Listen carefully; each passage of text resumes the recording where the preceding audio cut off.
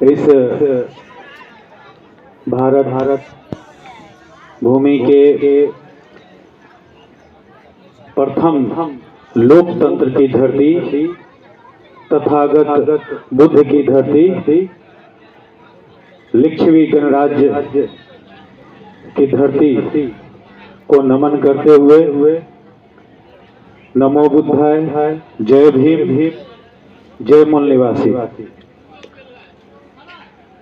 आज का जो यह माहौल है, हर्षोल्लास का समय, खुशियों भरा,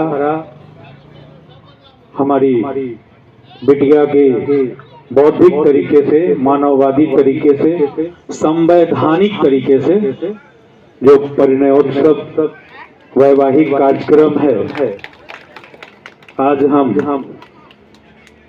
सिर्फ उसी पर चर्चा करेंगे। बिल्कुल हमारे विद्वान साथीगण बहुत सारी बात कह रहे थे।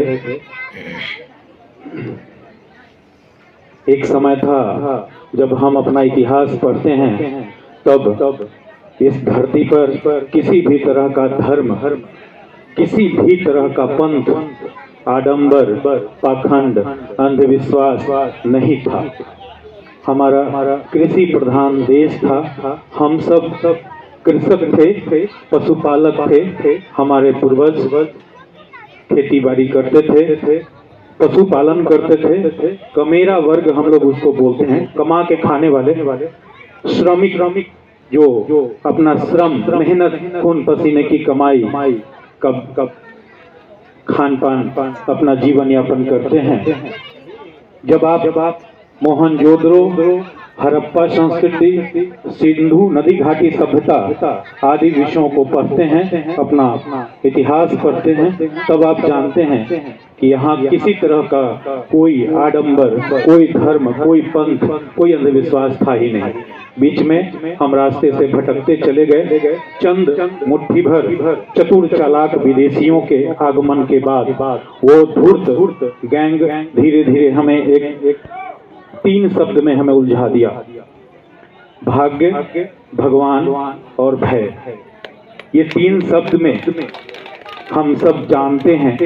कल भी हमारी बात यहाँ हुई, आप सबने एक दूसरे का हम लोग विचार सुने थे। कल भी हमने कहा था कि जब इंसान या दुनिया का किसी भी जीव जंतु, पेड़ पौधा का जन्म होता है, तो वो किसी शुभ मुहूर्त, किसी अंतर मंतर और किसी धार्मिक कारण से नहीं होता है। न उसको रोक सकते, न उसके समय को परिवर्तित कर सकते। ठीक उसी तरह मृत्यु भी वो प्राकृतिक है, उसको भी हम बदल नहीं सकते। लेकिन बीच में जो जन्म से मृत्यु का बीच का जो समय है, उसमें हम ये 3 शब्द में उलझकर अपना कीमती समय, अपना जो ये प्रकृति ने जो दिया है सुंदर शरीर, सुंदर संसार में, उसको हम नष्ट करते हैं, उसको हम बर्बाद करते हैं। हमारे समाज के लोग पढ़ लिख गए, बहुत डिग्रियां जरूर हो गई हैं, किंतु व्यवहारिकता की कमी है। आज भी हम लंबी बात तो मन से जरूर कर लेते हैं, लेकिन अपने जीवन में उसे उतारने में कहीं न कहीं कोताही करते हैं, बेईमानी करते हैं, या फिर बुजदिली करते हैं, डरते हैं। बोलने के लिए, प्रवचन देने के लिए तो बहुत लंबी बात करते हैं, लेकिन अपने जीवन में उतारने में वो डरते हैं, वो डरपोक है। डिग्रियां बहुत हैं, लेकिन ये दिल और दिमाग मजबूत नहीं हो पा रहा है। ये जरूरत है अपने आप में बदलाव लाने की। आज जो यह वैवाहिक कार्यक्रम है, जो नए साथी हैं, जो लोग ये नए, उनके लिए नए हैं, जो पहली बार इस व्यवस्था को देख रहे हैं, उनके लिए मैं ये बात कहूँ, कल जो यहाँ विनोद बाबू के दरवाजे पर जो ये कार्यक्रम हुआ, आज परिणयोत्सव के पूर्व संध्या पर जो व्यवस्था, जो हमारे लोग कहते हैं चलई तबई थई से होए के चाहे, तो उस व्यवस्था वो चलई तबई थी बीचे वाला में था। बहुत पहले तो थी ही नहीं, सारे लोग बता रहे। चलई तबई वाला में जो ये गोबर माटी को लगा करके सत्यनारायण झूठनारायण की कथा शंख फूंक मार के पैसा ठगने की जो व्यवस्था थी, उसे पुनः हमारे विनोद बाबू इस दरवाजे पर छोड़ करके अपनी बिटिया रानी के बौद्धिक वैवाहिक कार्यक्रम में ये एक मिसाल पेश किए हैं। इसके लिए हम उन्हें सैल्यूट करते हैं।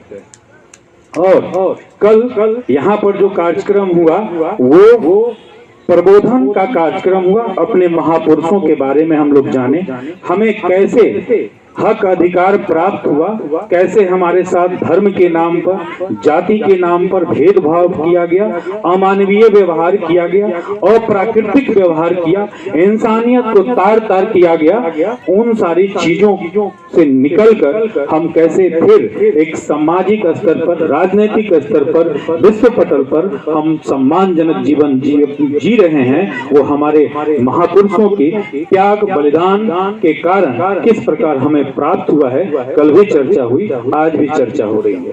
साथ ही कल वो जो झूठी व्यवस्था थी उसको छोड़कर प्रबोधन के साथ साथ नवरत्न अमृतवाणी के साथ साथ मातृ पितृ पूजन का कार्यक्रम रखा गया था।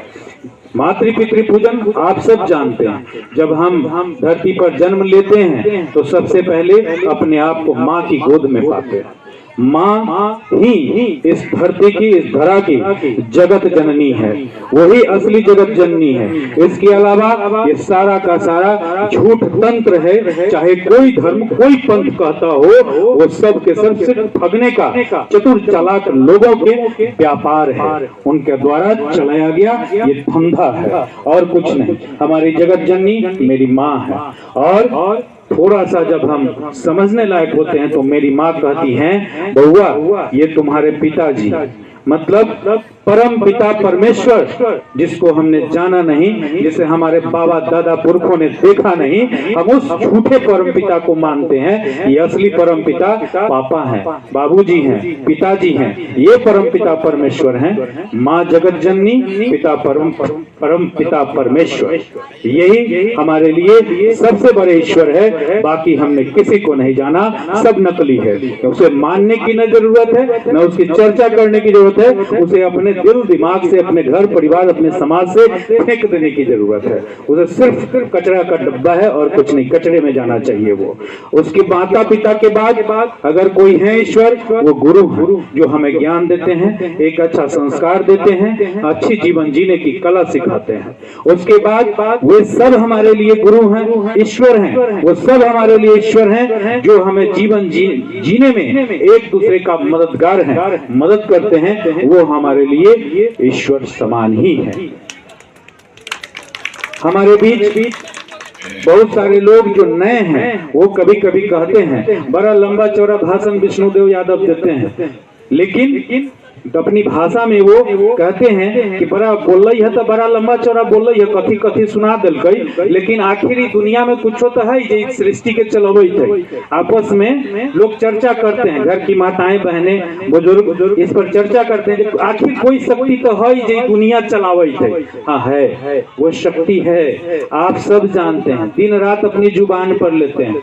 भगवान शब्द की जो उत्पत्ति हुई है, ये नकली व्यवस्था, ये ठगने की व्यवस्था से नहीं। उन्होंने जिस प्रकार बुद्धिज्म को, बुद्ध की जो प्रथा है, तथागत थोड़ा सा बता दें, तथ्य से अवगत कराने वाले, तथागत तथ्य से अवगत मतलब सच्चाई से, सही चीजों से, प्रकृति से अवगत मतलब आपको बताते हैं, आपको रूबरू कराते हैं, आईना दिखाते हैं, वो तथागत बुद्ध, इसलिए उनको तथागत कहा गया। मतलब सच्चाई, ज्ञान, आत्मबोध, आत्मज्ञान को बताने वाले, आत्मज्ञान को बढ़ाने वाले, आत्मचिंतन कराने वाले, वो तथागत बुद्ध। तो यहाँ पर प्रकृति, जो प्रकृतिवाद से, तो वो शब्द भगवान जो है, भ से भूमि, ग से गगन, भ से भूमि। हमारे बौद्ध भाई कल जो बता रहे थे, हमारे विद्वान साथी बौद्धाचार्य जो सर जो हैं, वो बता रहे थे, वो मैं रिपीट कर दे रहा हूँ। भ से भूमि, जो ये धरती जिस पर हम सब पूरी प्रकृति जीवन यापन करते हैं, भोजन जहाँ से